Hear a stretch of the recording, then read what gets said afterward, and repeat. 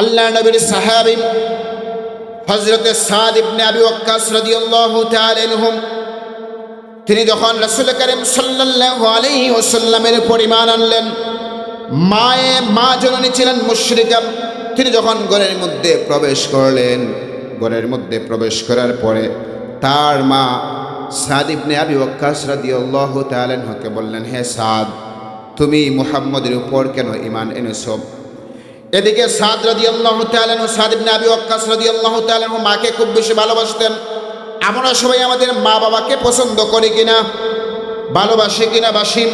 সাদ ইবনে আবি ওয়াক্কাস রাদিয়াল্লাহু তাআলা আনহু তিনার মাকে খুব বেশি পছন্দ করতেন, মায়ের খেদমত করতেন।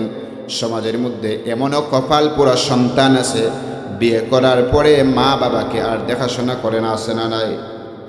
আছে। সাদ ইবনে আবি ওয়াক্কাস রাদিয়াল্লাহু তাআলা আনহু মা মুশরিকা, এরপরে মায়ের খেদমত করতেন। একদিন মা মুশরিকা সাদ ইবনে আবি ওয়াক্কাস রাদিয়াল্লাহু তাআলা আনহুকে বললেন, হ্যাঁ সাদ, শোনো, আমি শুনেছি তুমি মুহাম্মাদুর রাসূলুল্লাহ সাল্লাল্লাহু আলাইহি ওয়াসাল্লামের উপর তুমি ঈমান এনেছো, তুমি ঈমান ত্যাগ করো। যদি তুমি ঈমান না ছাড়ো তাহলে আমি মা আর খাবার দাবার গ্রহণ করব না। বলি নাউজুবিল্লাহ। আর একটু আসতে বলি নাউজুবিল্লাহ।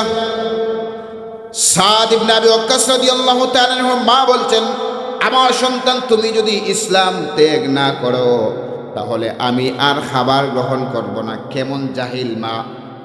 সাদ ইবনে আবি ওয়াক্কাস রাদিয়াল্লাহু তাআলা আনহু বললেন, মা শুনেন, আপনি যদি খাবার নাও গ্রহণ করেন আমার কিচ্ছু আসে যায় না। মা বললেন, সন্তান, তুমি যদি ইসলাম ত্যাগ না করো আমি খাবার না খেয়ে মারা যাব।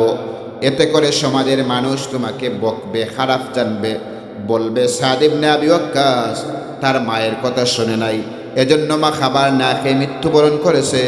সমাজের মানুষ তোমাকে দূরে তোমাকে ঠেলে দিবে। সাদ ইবনে আবি ওয়াক্কাস রাদিয়াল্লাহু তাআলা বললেন, মা আপনি খাবার খেলেও খেতে পারেন, না খেলেও না খেতে পারেন, আমার কিচ্ছু আসে যায় না।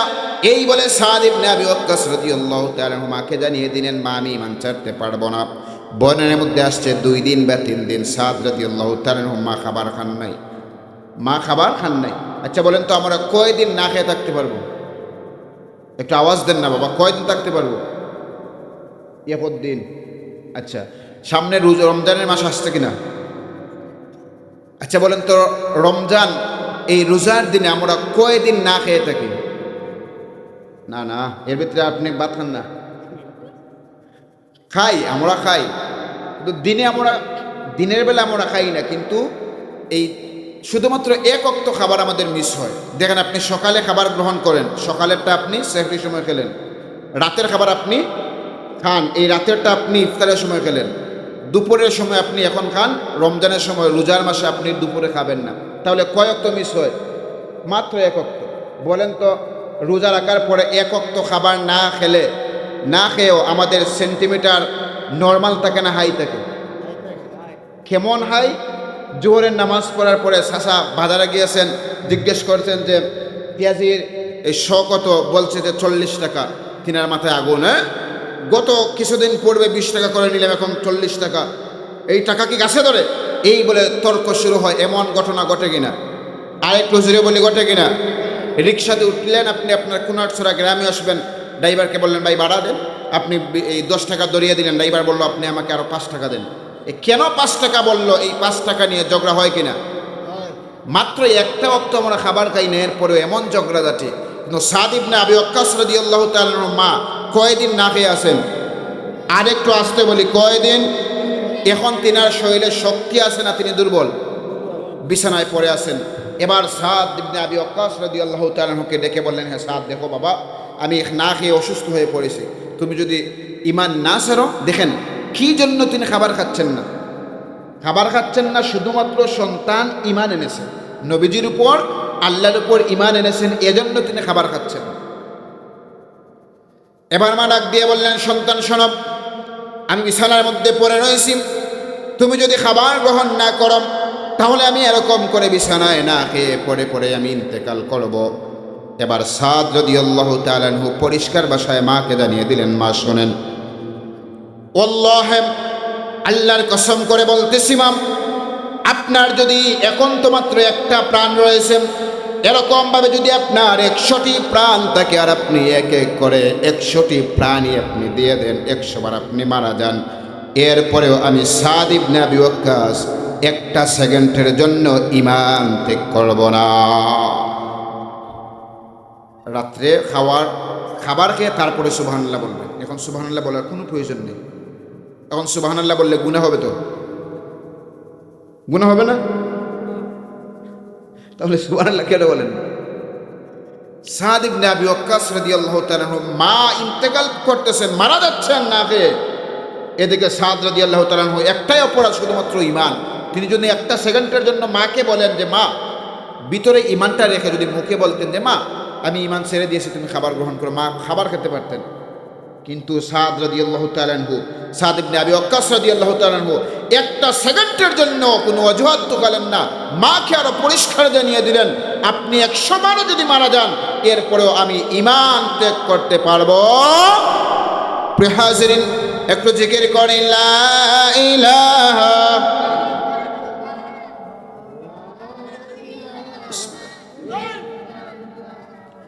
লা ইলাহা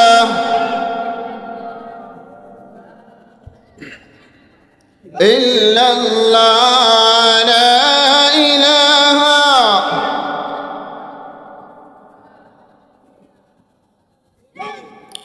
লা ইলাহা লা ইলাহা ইল্লাল্লাহ ইল্লাল্লাহ। পৃথিবীতে মানুষ ব্যবসা করে, ব্যবসা করার জন্য প্রয়োজন হয় টাকা, প্রয়োজন হয় কিনা? এরপরে আপনি যে ব্যবসা করবেন এই টাকা দিয়ে জিনিস কিনে আপনি কোনো একটি জায়গায় অবস্থান করে ব্যবসা করতে হবে। তাহলে টাকার প্রয়োজন, জায়গার প্রয়োজন, শ্রমের প্রয়োজন। আপনি যদি শ্রম না দেন, দোকানে আপনি মালামাল কিনে দোকান ভর্তি করে রাখলেন, আপনি সময় দিলেন না, বিক্রি হবে? হবে না। তাহলে দুনিয়ার ব্যবসার জন্য টাকা প্রয়োজন, শ্রমের প্রয়োজন, সময়েরও প্রয়োজন, জায়গার প্রয়োজন। এই দুনিয়ার ব্যবসার মধ্যে লাভ এবং লস দুটাই আছে না নাই? কিন্তু বর্তমানে অনেক ব্যবসায়ী এমনও আছে শুধু লাভ আর লাভ, লস নাই, আছে না নাই? শুধু লাভ, ব্যবসার মধ্যে শুধু লাভ, কিন্তু লস নাই। তো কোন ব্যবসার মধ্যে লস নাই? যেই ব্যবসার মধ্যে 2 নাম্বারই আছে, আছে না নাই? প্রিয় হাজিরিন, আজকে আমরা এমন একটি ব্যবসার কথা বলবো যেই ব্যবসাটা করতে হবে রবের সাথে। কার সাথে? আরো একটু জোরে বলি, কার সাথে? রবের সাথে। এখন রবের সাথে ব্যবসা করতে হলে কি প্রয়োজন আল্লাহ আমাদেরকে শিখাচ্ছেন। আমরা সবাই এখানে বসেছি, আজকে আমরা রবের সাথে ব্যবসা লেনদেন করে শিখে আমরা চলে যাব বাড়িতে গিয়ে রবের সাথে এই ব্যবসা প্রতিনিয়ত করব। আপনি নিঃসন্দেহে থাকেন এই ব্যবসায় অটুট থাকা অবস্থায় যদি আপনি ইন্তেকাল করেন, নিঃসন্দেহে আল্লাহ আপনাকে মাফ করে জান্নাতবাসী করবেন। বলি সুবহানাল্লাহ। প্রিয় হাজিরিন, আল্লাহ রাব্বুল আলামিন বলছেন ইয়া আইয়ুহাল্লাযীনা আমানু, হে ঈমানদাররা। আমরা যারা বসা আছি সবাই ঈমানদার কিনা? সবাই ঈমানদার। আল্লাহ বলছেন হে ঈমানদাররা, হাল আদুল্লুকুম আলা তিজারাতিন তুনজিকুম, আমি কি তোমাদেরকে এমন একটি ব্যবসার কথা বলে দিব? কে বলছেন? আরেকটু জোরে বলি, কে বলছেন? আল্লাহ। আল্লাহ বলছেন হে আমার ঈমানদার বান্দারা। ঈমানদার কারা? আমরা। ঈমানদার কারা? আমরা। আমাদেরকে আল্লাহ বলছেন হে আমার ঈমানদার বান্দা, আপনাকে যদি আপনার বাবা বলেন আমার সন্তান আমার গুপ্তধন কোন জায়গায় আছে, আমি কি তোমাকে সেটা বলে দিব? সন্তান কি বসে থাকবে না? বাবাকে বলবে যে হ্যাঁ এই জায়গাটা বলে দেন, বাবাকে বলবে। তো আল্লাহ বলছেন আমি কি তোমাদেরকে এমন একটি ব্যবসার কথা বলে দেব? হাল আদুল্লুকুম আলা তিজারাতিন তুনজিকুম, এমন একটি ব্যবসার কথা বলে দেব মিন আযাবিন আলিম, যেই ব্যবসার মাধ্যমে তোমরা জাহান্নামের আগুন থেকে বাঁচতে পারবে। বলি সুবহানাল্লাহ। আমরা সবাই জান্নাতে যেতে চাই কিনা? চাই। তাহলে জান্নাতে যেতে চাই, জাহান্নাম থেকে বাঁচতে চাই। এখন আপনি জান্নাতে যেতে পারবেন, জাহান্নাম থেকে বাঁচতে পারবেন এই ব্যবসা করলে। তাহলে আসুন, ব্যবসাটা কি? প্রশ্ন হলো হে আল্লাহ ব্যবসাটা কি? এবার আল্লাহ বলছেন তুমিনুনা বিল্লাহি ওয়া রাসূলিহি, তোমরা ঈমান আনো আল্লাহ এবং রাসূলের প্রতি। বলি সুবহানাল্লাহ। আমরা সবাই আল্লাহ এবং রাসূলের প্রতি ঈমান এনেছি কিনা? এনেছি। এখন আমরা একটু মিলাবো যে আমাদের ঈমান নবীজির প্রতি, আল্লাহর প্রতি আমাদের ঈমানটা কতটুকুন ঈমান আছে। আপনি যদি একজনকে জিজ্ঞেস করেন যে ভাই আপনার ঈমানটা কেমন মজবুত, তিনি আপনাকে বলবেন যে বড় পাথর, আপনাদের এখানে তো পাথর আছে, বড় বড় পাথর, এই বড় পাথর ভাঙতে অনেক কষ্ট হয় কিনা? অনেক কষ্টের প্রয়োজন হয়, সময়ের প্রয়োজন হয়। তিনি আপনাকে জবাব দিবেন এই পাথরের চাইতেও মজবুত আমার ঈমান, বলবো কিনা? কিন্তু আসলে আমার ঈমান কতটুকুন মজবুত বা আমি কতটুকুন ঈমান, এটা আমি মাপতে পারবো, ওজন করতে পারবো কোরআন এবং সুন্নাহ দিয়ে। আল্লাহ বলছেন তুমিনুনা বিল্লাহ, আমি কি তোমাদেরকে এমন একটি ব্যবসার কথা বলে দেব যেই ব্যবসা তোমাদেরকে জাহান্নাম থেকে বাঁচাবে? এবার বলছেন তুমিনুনা বিল্লাহি ওয়া রাসূলিহি, আল্লাহ এবং তার রাসূলের প্রতি তোমাকে ঈমান আনতে হবে। আল্লাহ রাব্বুল আলামিন বলছেন যে শুধুমাত্র আপনি মুখে ঈমান এনেছেন বললেই এটা হবে, এটা শুধু মুখের কথা নয়। কোরআনে আল্লাহ রাব্বুল আলামিন এই বিষয়টা ব্যাখ্যা করেছেন 49 নম্বর সূরা আল হুজরাত এর 15 নম্বর আয়াতে। আল্লাহ রাব্বুল আলামিন বলেন, ইন্নামাল মুমিনুনা আল্লাযীনা আমানু বিল্লাহি ওয়া রাসূলিহি সুম্মা লাম ইয়ারতাবু ওয়া জাহাদু বিআমওয়ালিহিম ওয়া আনফুসিহিম ফি সাবিলিল্লাহ। আল্লাহ বলছেন মুমিন তারাই যারা কি করে? আল্লাহ এবং তার রাসূলের প্রতি ঈমান আনে। মুমিন হচ্ছে তারাই যারা আল্লাহ এবং তার রাসূলের প্রতি ঈমান আনে। সুম্মা লাম ইয়ারতাবু ওয়া জাহাদু বিআমওয়ালিহিম ওয়া আনফুসিহিম, অতঃপর কোনরূপ সন্দেহ করে না। আপনি যে আল্লাহকে এক বলে স্বীকার করেছেন, এতে কি কোনো সন্দেহ আছে? সন্দেহ আছে। বলবেন কিভাবে? কারণ এই সন্দেহটা আমরা মুখে প্রকাশ করি না, কিন্তু আচরণ দিয়ে আমরা এটা বুঝাই যে হ্যাঁ সন্দেহ আছে। আল্লাহ যে এক আল্লাহ আমাদেরকে দেখতেছেন কিনা? দেখতেছেন। এখন আল্লাহ যে আমাদেরকে দেখতেছেন, আল্লাহ আমাদেরকে নিয়ন্ত্রণ করতেছেন, আল্লাহ আমাদেরকে তার হুকুম পালন না করলে আমাদেরকে জাহান্নামে দিবেন, এই বিষয়টার উপর ঈমান আছে? তাহলে তো যদি ঈমান থেকে থাকে তাহলে প্রত্যেকটি মুহূর্তে ভয় করতে হবে কাকে? ভয় কি আমরা করি আল্লাহকে? না। কিভাবে ভয় করি না? যদি ভয় করতাম তাহলে আমরা এই ভয় আমাদেরকে ফজরের ঘুম থেকে জাগ্রত করে মসজিদে ঢুকিয়ে দিত, ঠিক কিনা? ফজরের জামাতে মসজিদে কতজন মুসল্লি হন? মোটামুটি আপনাদের এখানে বসে আছেন এমন মানুষ হয় না? প্রিয় হাজিরিন, দেখেন এমন ঈমান আমরা আনলাম, আমরা এমন ঈমানদার, এই ঈমান দিয়ে আমরা আশা করি আমরা জান্নাতে ঢুকবো। আমরা তো এটাই আশাবাদী যে আমরা অবশ্যই জান্নাতে যাব। এবার নিজেকে একটু প্রশ্ন করি, যেই ঈমান আপনাকে আমাকে মসজিদে ঢুকাতে পারে না, এই ঈমান আপনাকে আমাকে জান্নাতে ঢুকাবে? একটু চিন্তা করি বাবারা, আমার যুবক ভাই যারা আছেন, আমরা একটু নিজেকে প্রশ্ন করি যে আমার যে ঈমানটা, এই ঈমানটা আমাকে মসজিদ পর্যন্ত নিতে পারে না, আর আমি আশা করি জান্নাতে। এই ঈমান আমাকে মিথ্যা থেকে বিরত রাখতে পারে না, আমি আশা করি এই ঈমান নিয়ে আমার নূর নবীজির হাতে হাউজে কাউসারের পানি পান করব। আমি এমন ঈমানদার যেই ঈমান আমাকে সুদ থেকে বাঁচাতে পারে না, সুদ থেকে দূরে রাখতে পারে না, এমন ঈমান নিয়ে আমার নূর নবীজির শাফায়াত আমরা আশা করি।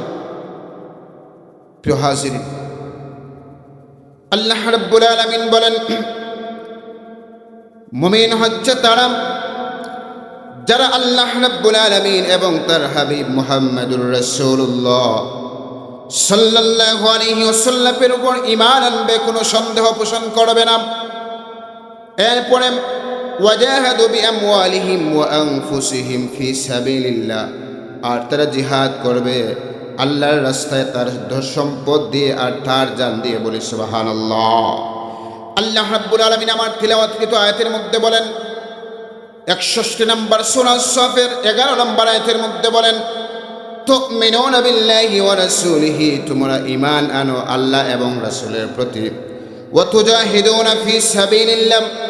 আল্লাহ রাব্বুল আলামিন আপনাকে আমাকে ব্যবসার কথা বলতেছেন, তোমরা ব্যবসা করবে, প্রথম নাম্বার হলো তোমরা ঈমান আনবে আল্লাহ এবং রাসূলের প্রতি। 2 নাম্বার বিষয় হলো ওয়া তুজাহিদুনা ফি সাবিলিল্লাহ, আল্লাহর রাস্তায় তোমাদেরকে জিহাদ করতে হবে। বিআমওয়ালিকুম ওয়া আনফুসিকুম, তোমাদের সম্পদ দিয়ে আর তোমাদের জান দিয়ে।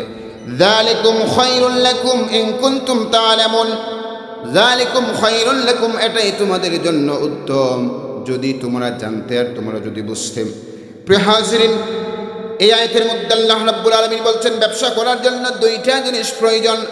একটা হলো আমাদেরকে ঈমান আনতে হবে, 2 নাম্বার বিষয় হলো আমাদেরকে জিহাদ করতে হবে। জিহাদ করতে হবে আল্লাহর রাস্তায়। প্রশ্ন হলো আমরা কিভাবে জিহাদ করব? আল্লাহ রাব্বুল আলামিন বলে দিয়েছেন বিআমওয়ালিকুম ওয়া আনফুসিকুম, জিহাদ করবে তোমার ধনসম্পদ দিয়ে। আমি আল্লাহ রাব্বুল আলামিন তোমাকে কোটি কোটি টাকার মালিক বানিয়েছি, অনেকগুলো বাড়ির মালিক বানিয়েছি, অনেক টাকা জায়গা জমিনের মালিক আমি আল্লাহ তোমাকে বানিয়েছি। এই ধনসম্পদ দিয়ে আমি আল্লাহর রাস্তায় জিহাদ করবে, আর তোমার জান দিয়ে তোমার মালিকের রাস্তায় তুমি জিহাদ করবে। বলি সুবহানাল্লাহ। এবার আসলে আমরা একটু ব্যাখ্যার দিকে যাই। তুমিনুনা বিল্লাহি ওয়া রাসূলিহি, আল্লাহ এবং তার রাসূলের প্রতি আমাদেরকে ঈমান আনতে হবে। ঈমানটা আমাদেরকে কিভাবে আনতে হবে? আমরা যেরকমভাবে ঈমান এনেছি এই ঈমানটাই কি আল্লাহ রাব্বুল আলামিনের কাছে গ্রহণযোগ্য কিনা আমরা একটু দেখি।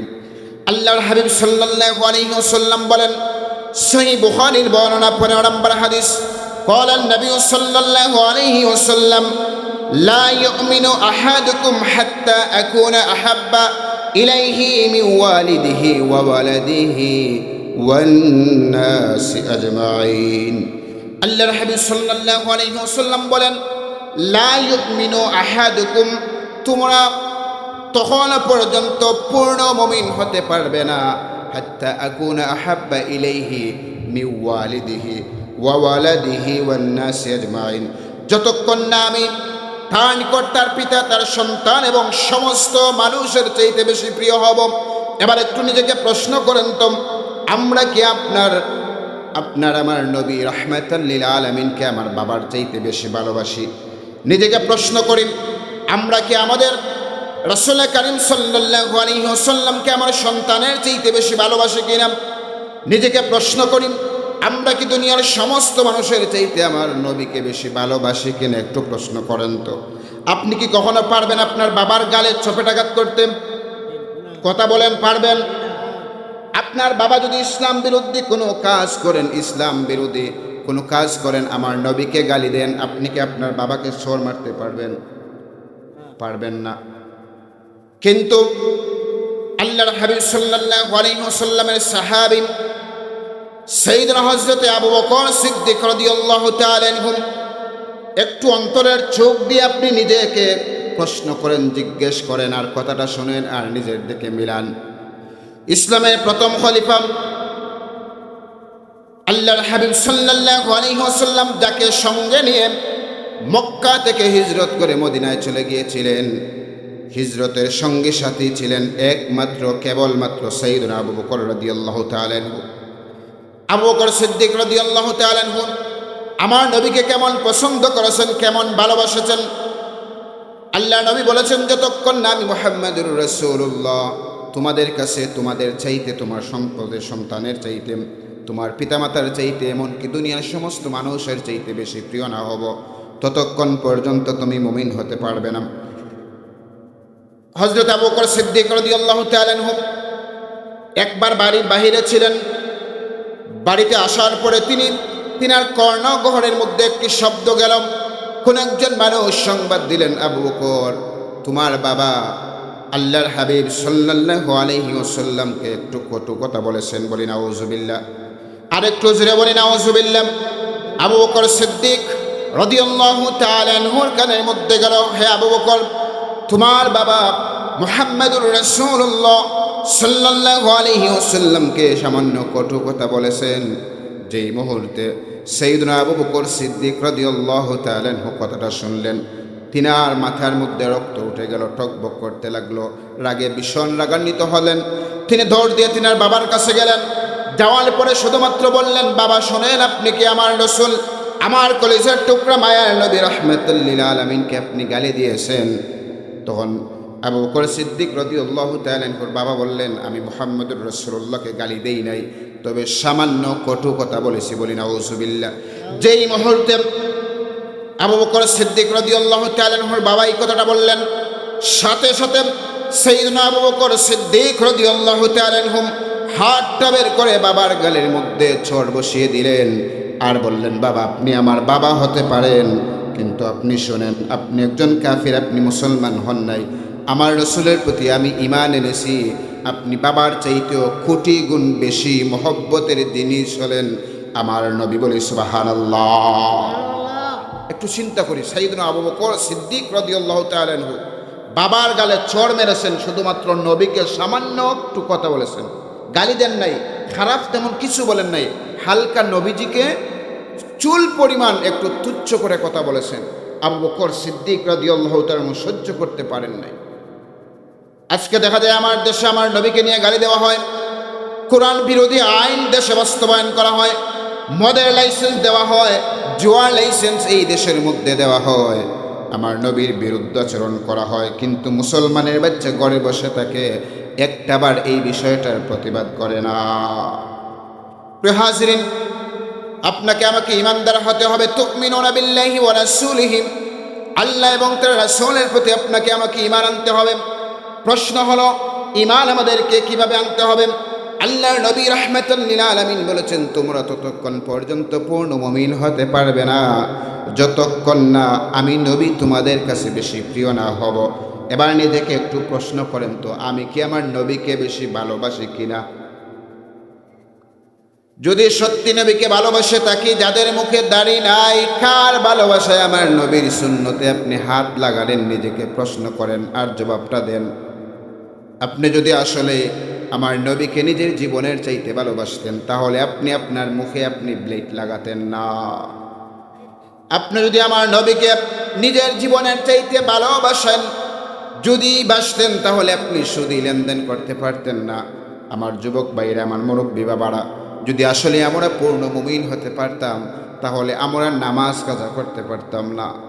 আজকে মুসলমানের সন্তান মসজিদে আযান হয়, জুম্মার নামাজে এত মানুষ হয়, কিন্তু দেখা যায় ওই দিন জুমার নামাজের পরে আসরের নামাজে আর মানুষগুলোকে খুঁজে পাওয়া যায় না।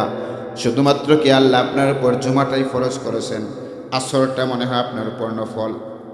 না না, জুমার নামাজ যেরকমভাবে আল্লাহ রাব্বুল আলামিন আপনাকে আমাকে ফরজ করে দিয়েছেন, ঠিক তদ্রূপভাবে আসরের নামাজটাও আল্লাহ রাব্বুল আলামিন আপনাকে আমাকে ফরজ করে দিয়েছেন।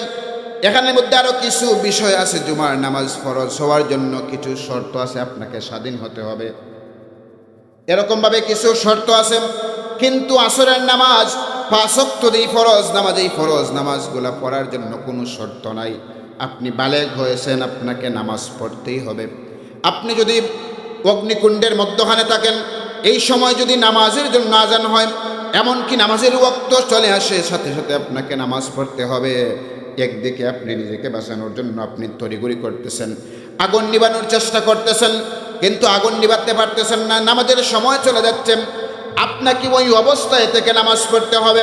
আপনি বিশাল জনসমুদ্রের মধ্যে আপনি গেলেন, আপনি নামাজ পড়ার কোনো বিষয় স্থান খুঁজে পাচ্ছেন না, বের হতে পারতেছেন না। সেখানে থেকে যদি আপনি দেখেন নামাজের সময় চলে যাচ্ছে, আপনি ইশারায় হলেও সেখানে নামাজ পড়তে হবে। আপনি কোনো একটি বিশাল পানি সমুদ্রের মধ্যে ডুবে যাচ্ছেন, নৌকা ডুবে গিয়েছেন, এদিকে সমুদ্রের মধ্যখানে নৌকা ডুবে গেল, সমুদ্রের মধ্যে বিশাল ঢেউ রয়েছে, স্রোত রয়েছে, আপনি নিজেকে বাঁচানোর আপ্রাণ চেষ্টা করতেছেন। এমন সময় নামাজের সময় হলো, আপনি একদিকে নিজেকে বাঁচাবেন, এমন সময় বলেন তো আপনার উপর নামাজটা ফরজ থাকবে না নফল হবে? ফরজ থাকবে। এমন সময় আপনি নামাজ ছাড়তে পারবেন না। তাহলে আপনি রোগাগ্নিত হয়ে, রোগে আক্রান্ত হয়ে বিছানার মধ্যে আপনি ঘুমিয়ে রয়েছেন, বিছানায় পড়ে আছেন, আপনি উঠতে পারেন না, বসতে পারেন না, আপনি শুধুমাত্র ইশারায় কথা বলতে পারেন। আমার নবীজি বলেন, আমার উম্মত, তুমি যদি ইশারায় যদি তোমার হুঁশ থাকে, অর্থাৎ শুধুমাত্র যদি হুঁশ থাকে, তাহলে তুমি দাঁড়াতে পারো না, বসতে পারো না, তুমি বসেও নামাজ পড়তে পারতেছো না, এরপরে তোমার উপর থেকে নামাজ বাদ যায়নি, তুমি ইশারায় নামাজটা আদায় করে নিবে। কিন্তু দেখা যায় মুসলমান আমরা আজকে মুসলমান হয়েছি, মসজিদে যেতে হলে কোনো মানুষ আমাদেরকে বাধা দেয় না। আপনি যদি মসজিদের মধ্যে 24 ঘন্টা নামাজের মধ্যে থাকেন, কোনো মানুষ আপনাকে বাধা দিবে না। কিন্তু সাহাবায়ে কেরামরা ঈমান আনার কারণে কতটুকু বাধার সম্মুখীন হয়েছেন। সাহাবায়ে কেরামরা প্রথম 3টি বছর আল্লাহর হাবিব ঈমানের দাওয়াত, কালিমার দাওয়াত গোপনে 3 বছর দিয়েছেন। কারণ হচ্ছে মক্কার কাফের মুশরিকরা যদি শুনতো, জানতাম, মুসলমানদেরকে নির্যাতন করতাম। এমনকি সাইয়্যিদুনা আবু বকর সিদ্দিক রাদিয়াল্লাহু তাআলা আনহু কুরআনুল কারীম তিলাওয়াত করতেন। মক্কার কাফির মুশরিকরা আবু বকর সিদ্দিক রাদিয়াল্লাহু তাআলা আনহুকে বলল, আবু বকর, তুমি যদি কোরআন তিলাওয়াত করতে হয়, আমাদের অঞ্চল ছেড়ে দূরে কোনো স্থানে গিয়ে তুমি কোরআন তিলাওয়াত করো আর নামাজ পড়ো। এরপরেও সাইয়্যিদুনা আবু বকর সিদ্দিক রাদিয়াল্লাহু তাআলা আনহু নামাজ ত্যাগ করেন নাই, কোরআন তিলাওয়াত বন্ধ করে দেন নাই। আজকে আমাদের ঘরে, প্রত্যেকের ঘরে ঘরে কোরআনের একটা জিল করে আসে না নাই? আর একটু জোরে বলি, আসে না নাই? কিন্তু দেখা যায় শুধুমাত্র রমজানুল মুবারকের মাস আসলে আমরা কোরআনুল কারীম খুলি, তিলাওয়াত করি। আর যখন রমজান মাস চলে যায়, তখন আমরা একটা মানুষও একটা দিনের জন্য কোরআন তিলাওয়াতে আমরা বসি না। প্রিয় হাজিরিন, সাহাবায়ে কেরামরা ঈমান আনার কারণে তারা অনেক কষ্ট স্বীকার করেছেন। আর এত কষ্ট স্বীকার করার পরেও তারা ঈমান থেকে বিন্দু পরিমাণ পিছপা হন নাই। কারণ হলো সাহাবায়ে কেরামরা ঈমান আনার পরে তারা ঈমানের স্বাদ পেয়ে গিয়েছিলেন। বলি সুবহানাল্লাহ। সহিহ বুখারীর 16 নম্বর হাদিস, রাসূল কারীম সাল্লাল্লাহু আলাইহি ওয়াসাল্লাম বলেন, সালাসুন মান কুন্না ফীহি ওয়াজাদা হালাওয়াতাল ঈমান। যে মানুষ 3টি গুণ যার মধ্যে থাকবে, 3টি গুণ যার মধ্যে আছে, ওই মানুষ ঈমানের স্বাদ পেয়ে গিয়েছে। বলি সুবহানাল্লাহ। যার মধ্যে 3টি গুণ থাকবে, কয়টি গুণ বলেন তো? 3টি গুণ। যার মধ্যে 3টি গুণ থাকবে, ওই মানুষ ঈমানের স্বাদ পাবে। ওই 3টি গুণ যদি তার মধ্যে থেকে যায়, ওই মানুষ ঈমানের স্বাদ পাবে। আর ঈমানের স্বাদ পাওয়ার পরে ওই মানুষটা তাহাজ্জুদও ছাড়বে না, 5 ওয়াক্ত নামাজও ছাড়বে না। রাসূল কারীম সাল্লাল্লাহু আলাইহি ওয়াসাল্লাম বলেন, প্রথম নাম্বার হলো আইয়াকুনাল্লাহু ওয়া রাসূলুহু আহাব্বা ইলাইহি মিম্মা সিওয়াহুমা। আল্লাহ এবং তার রাসূল তার কাছে সবচেয়ে বেশি প্রিয় হবেন। যে ঈমানদারের কাছে আল্লাহ এবং রাসূল, মায়ের নবী, নূর নবী আমার সবচেয়ে বেশি প্রিয় হবেন, ওই মানুষটা ঈমানের স্বাদ পেয়ে যাবে। ওয়া আইয়ুহিব্বাল মারআ লা ইউহিব্বুহু ইল্লাল্লাহ। ওই মানুষটা যদি কোনো মানুষকে ভালোবাসে, তাহলে একমাত্র কেবলমাত্র আল্লাহ রাব্বুল আলামিনের সন্তুষ্টির জন্য ভালোবাসবে। আপনি যদি কোনো মানুষের সাথে বন্ধুত্ব করেন, এই বন্ধুত্বটা হবে শুধুমাত্র আমার রবের সন্তুষ্টির জন্য।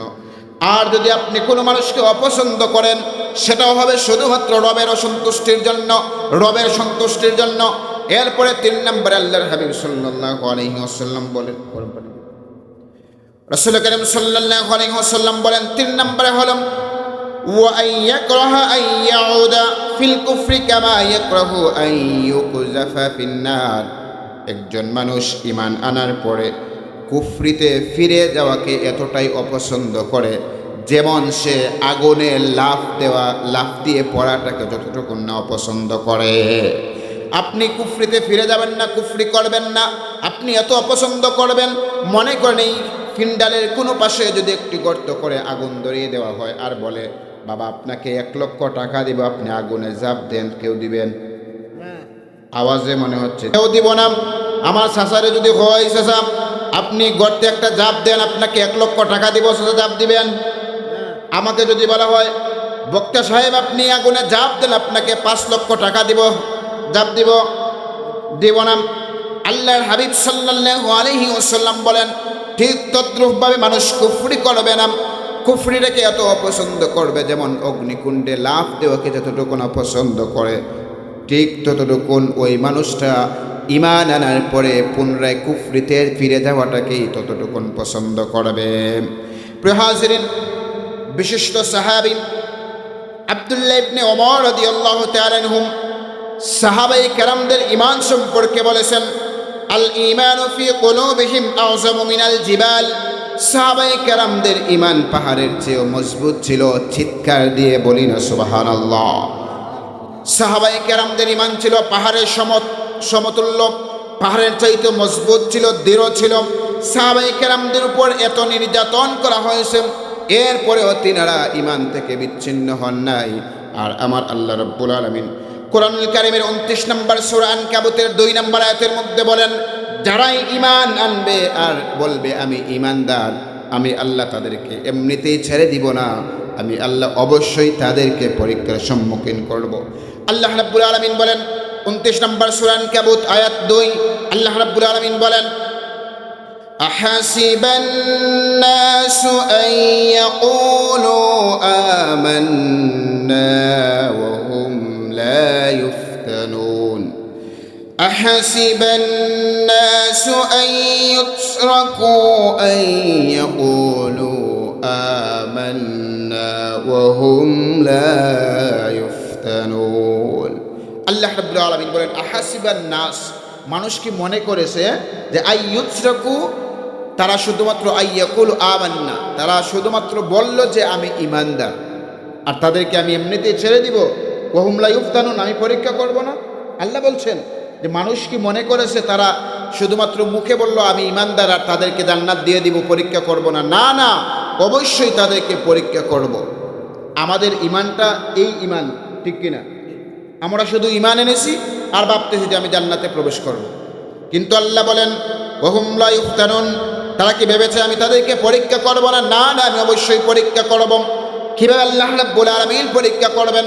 সাহাবায়ে কেরামরা ঈমান আনার কারণে তাদের উপর এমন নির্যাতন শুরু হয়েছে। এবার একটু হিসাব মিলান তো, আপনার গ্রামে যদি একজন হিন্দু ভাই মুসলমান হয়, তার উপর নির্যাতন হয় কিনা? একটু জোরে বলি, হয় কিনা? আর আমরা যারা এখানে বসে আছি, আমাদের বাবা মুসলমান, দাদা মুসলমান, দাদার দাদাও ছিলেন মুসলমান, আমাদেরকে কোনো মানুষ প্রহার করে নাই, সম্পদ থেকে বঞ্চিত করে দেয় নাই। মুসলমান হওয়ার কারণে কোনো মানুষ আমাদেরকে মারে নাই, পিটে নাই।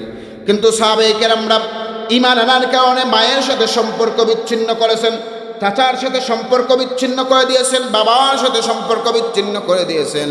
এমনও কিছু সাহাবী ছিলেন যাদের ধনভাণ্ডার ছিল, ধনসম্পত্তি বিশাল ছিল, কিন্তু শুধুমাত্র ঈমান আনার কারণে তার পরিবার থেকে তার শরীরের কাপড় চোপড়গুলো ছেড়ে সমস্ত কিছু দিয়ে উলঙ্গ করে ওই মানুষটাকে ঈমানের কারণে সমাজ থেকে বের করে দেওয়া হয়েছে। সাহাবায়ে কেরামদের ঈমান ছিল এত মজবুত, এরপরও তারা একটা সেকেন্ডের জন্য ঈমান ত্যাগ করেন নাই। এবার একটু আমরা মিলাই, সাহাবায়ে কেরামরা যেমন কষ্ট স্বীকার করেছেন, আমাদের উপরও এমন পরীক্ষা এসেছে কিনা? আল্লাহ নবীর সাহাবী হযরত সাদ ইবনে আবি ওয়াক্কাস রাদিয়াল্লাহু তাআলা আনহু, তিনি যখন রাসূল করিম সাল্লাল্লাহু আলাইহি ওয়াসাল্লামের উপর ঈমান আনলেন, মা জননী ছিলেন মুশরিকা। তিনি যখন ঘরের মধ্যে প্রবেশ করলেন, ঘরের মধ্যে প্রবেশ করার পরে তার মা সাদ ইবনে আবি ওয়াক্কাস রাদিয়াল্লাহু তাআলা আনহুকে বললেন, হে সাদ, তুমি মুহাম্মদের উপর কেন ঈমান এনেছো? এদিকে সাদ রাদিয়াল্লাহু তাআলা আনহু, সাদ ইবনে আবি ওয়াক্কাস রাদিয়াল্লাহু তাআলা আনহু মাকে খুব বেশি ভালোবাসতেন। আমরা সবাই আমাদের মা বাবাকে পছন্দ করি কিনা, ভালোবাসি কিনা? বাসি। সাদ ইবনে আবি ওয়াক্কাস রাদিয়াল্লাহু তাআলা আনহু তিনার মাকে খুব বেশি পছন্দ করতেন, মায়ের খেদমত করতেন। সমাজের মধ্যে এমনও কপাল পোড়া সন্তান আছে, বিয়ে করার পরে মা বাবাকে আর দেখাশোনা করে না, আছে না নাই? আছে। সাদ ইবনে আবি ওয়াক্কাস রাদিয়াল্লাহু তাআলা আনহু মা মুশরিকা, এরপরে মায়ের খেদমত করতেন। একদিন মা মুশরিকা সাদ ইবনে আবি ওয়াক্কাস রাদিয়াল্লাহু তাআলা আনহুকে বললেন, হ্যাঁ সাদ, শোনো, আমি শুনেছি তুমি মুহাম্মাদুর রাসূলুল্লাহ সাল্লাল্লাহু আলাইহি ওয়াসাল্লামের উপর তুমি ঈমান এনেছো, তুমি ঈমান ত্যাগ করো। যদি তুমি ঈমান না ছাড়ো, তাহলে আমি মা আর খাবার দাবার গ্রহণ করব না। বলি নাউজুবিল্লাহ। আর একটু আসতে বলি নাউজুবিল্লাহ। সাদ ইবনে আবি ওয়াক্কাস রাদিয়াল্লাহু তাআলা আনহু মা বলছেন, আমার সন্তান, তুমি যদি ইসলাম ত্যাগ না করো, তাহলে আমি আর খাবার গ্রহণ করব না। কেমন জাহিল মা!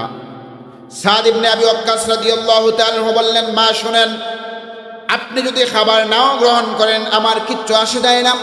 মা বললেন, সন্তান, তুমি যদি ইসলাম ত্যাগ না করো, আমি খাবার না খেয়ে মারা যাব।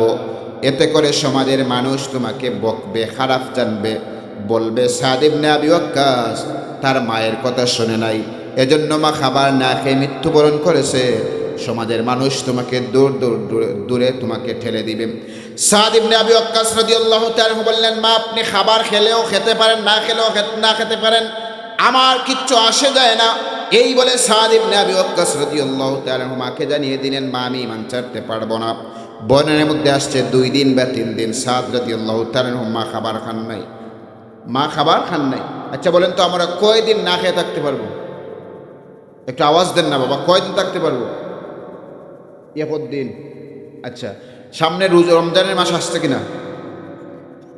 আচ্ছা বলেন তো রমজান এই রোজার দিনে আমরা কয়দিন না খেয়ে থাকি? না না, এর ভিতরে আপনি ভাত খান না?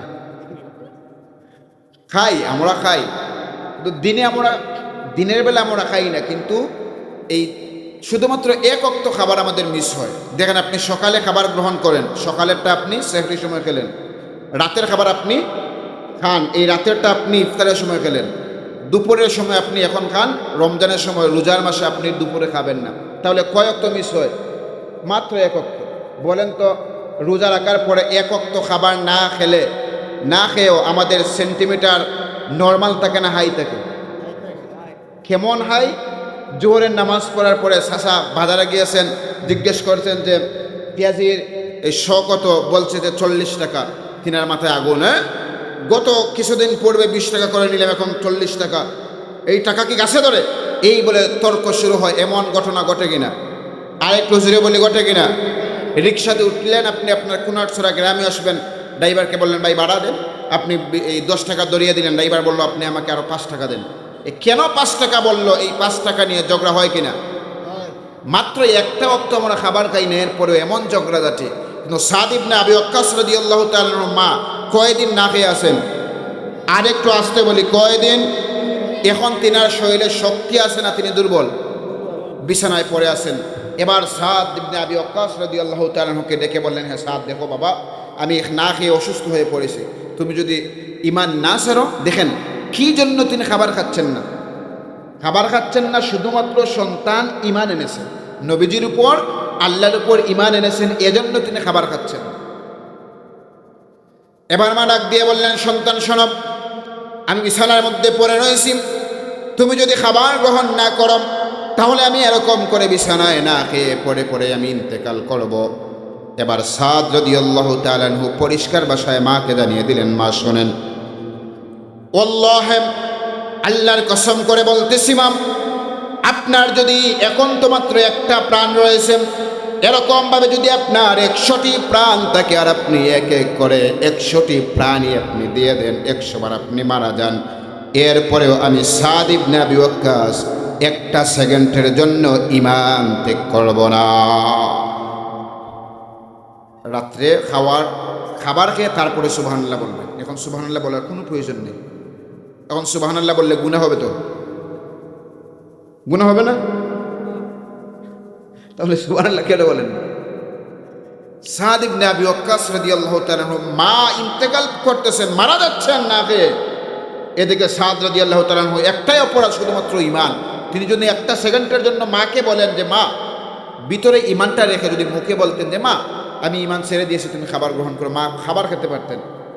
কিন্তু সাদ রাদিয়াল্লাহু তাআলা আনহু, সাদ ইবনে আবি ওয়াক্কাস রাদিয়াল্লাহু তাআলা আনহু একটা সেকেন্ডের জন্য কোনো অজুহাত তোলেন না, মাকে আরো পরিষ্কার জানিয়ে দিলেন, আপনি 100 বারও যদি মারা যান এরপরেও আমি ঈমান ত্যাগ করতে পারবো। প্রিয় হাজিরিন, একটু জিকির করেন লা ইলাহা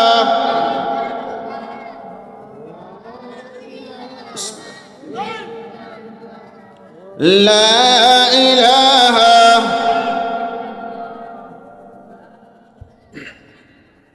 ইল্লাল্লাহ, লা ইলাহা